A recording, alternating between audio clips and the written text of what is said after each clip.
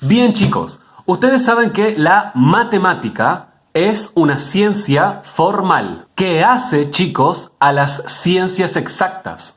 ¿Por qué exactas? Porque son muy precisas y fieles. Con ella, con la matemática, llegamos a iguales resoluciones de problemas aún siguiendo distintos pasos. En matemáticas, nosotros colocamos en el podio de todo a la lógica.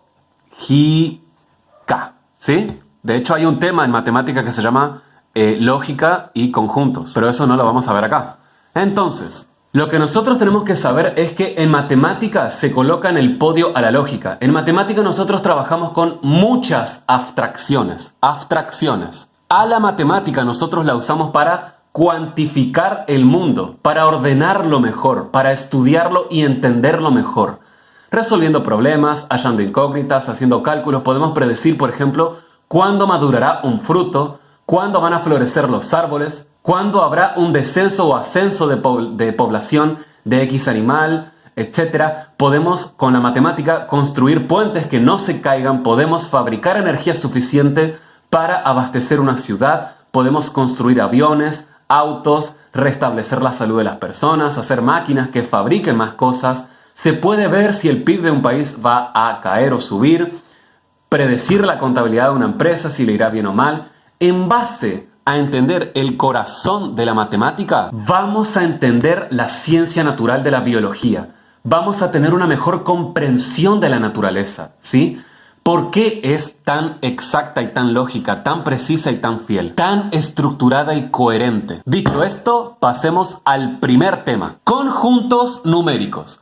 ¿A qué refiere este tema, chicos? Básicamente a las diversas clases de números con los cuales nosotros vamos a trabajar en toda matemática, ¿sí? Hay de aquellos números, chicos, a los cuales nosotros le vamos a llamar números naturales. Se representa así. ¿Cuáles son los números naturales? Bueno, son, por ejemplo, el 1, el 2, el 3, el 4 y así continuamente hasta el infinito, ¿sí? Esto se representa encerrado entre llaves.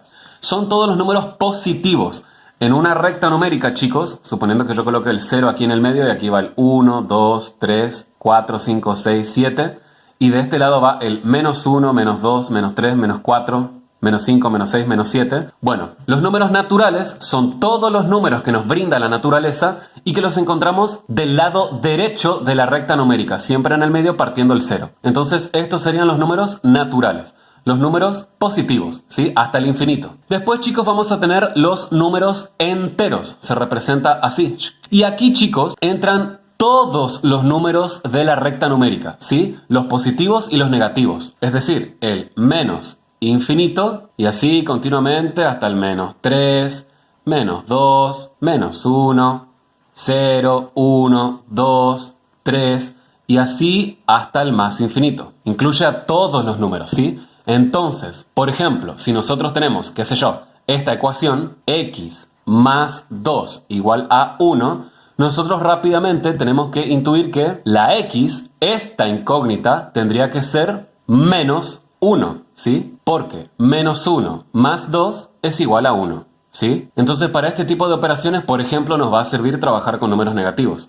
Después tenemos, chicos, los números racionales que se representan así. Los números racionales son todos aquellos que se representan como una fracción, como una ración de algo, ¿sí? Una razón se representa así, chicos.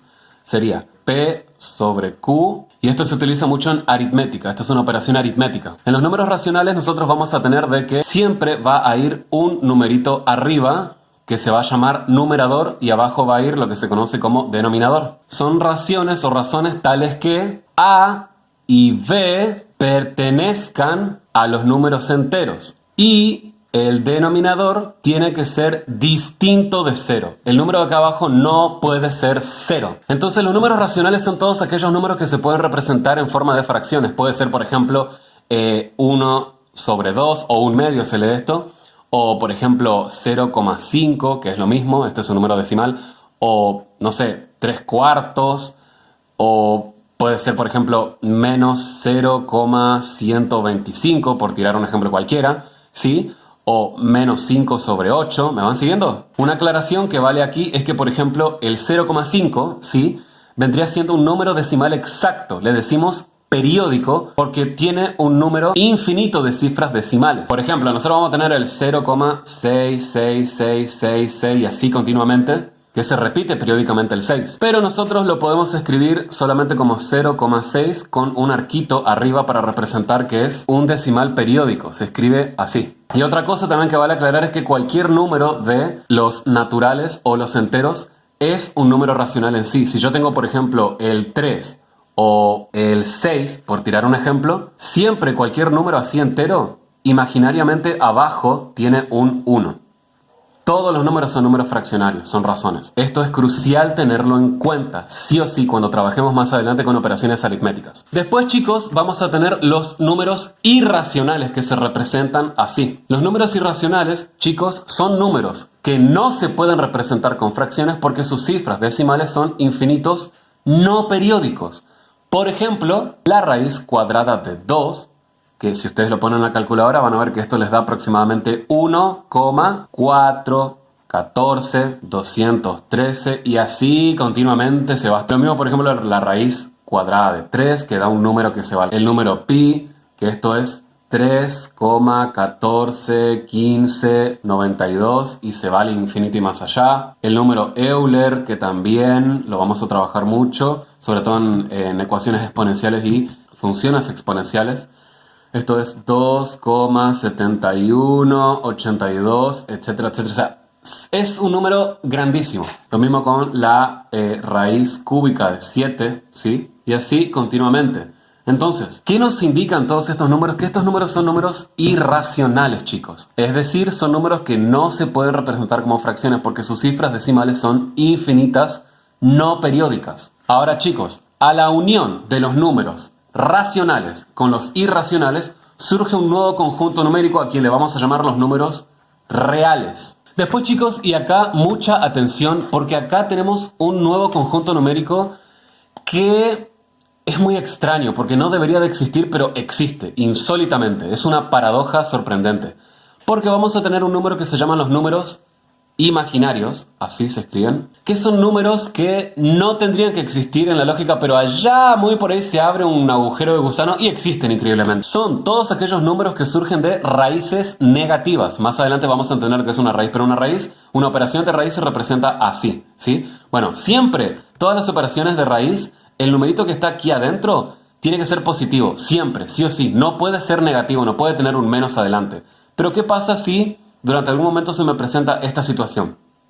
Bueno, el número resultante de esto no debería de existir, pero insólitamente existen, ¿sí? O sea, existen este tipo de operaciones. A esto le vamos a llamar número imaginario. Acá arriba, chicos, es importante que ustedes sepan que hay un numerito chiquitito que se llama índice y siempre es un 2. Cuando no hay nada ahí, significa implícitamente que hay un 2. Entonces, ¿cómo surgieron, por ejemplo, estos números imaginarios? Cualquier raíz de, qué sé yo, la raíz cuadrada de menos 2, puede ser la raíz cuadrada de, no sé, menos 12, cualquier número. O sea, ¿por qué surgió esto? Bueno, básicamente este tipo de situaciones que no deberían de existir, pero existen, surgieron por algo que se llama una derivación geométrica muy paradójica, ¿sí? Porque un afamado matemático, que se apellidaba Cardano, descubrió que en un volumen de un cuadrado, ¿sí?, que era de 30 el volumen, pero cada lado tenía 5 de largo. Sumando todo en sumatoria le dio que tenía 25, pero le faltaba 5 para llegar a 30. Entonces,